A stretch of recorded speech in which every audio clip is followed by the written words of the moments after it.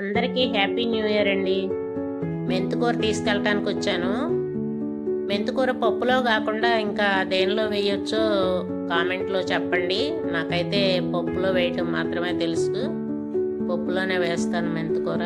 చాలా బాగా వచ్చింది కదా, మొన్నే కదా వీడియో పెట్టాను.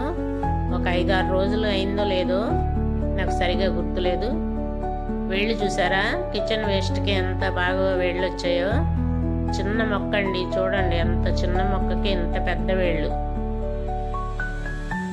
ఎండాకులు పడేయకండి, కిచెన్ వేస్ట్ అస్సలు పడేయద్దు. మనం తిన్న ఫ్రూట్స్ తొక్కలు అవి కూడా ఒక టబ్లో నానబెట్టండి. వారానికి ఒకసారి ఇలా వాటర్ పోసుకోవచ్చు. ఛానల్ చూస్తున్న వారు లైక్ చేయండి, షేర్ చేయండి. కొత్త వాళ్ళైతే ప్లీజ్ సబ్స్క్రైబ్. ఆ వాటర్ వారానికి ఒకసారి పోసుకోవచ్చండి, జీవామృతం లాగా. ఆ కిచెన్ వేస్ట్ అయితే 2 వారాలకు వేయచ్చు.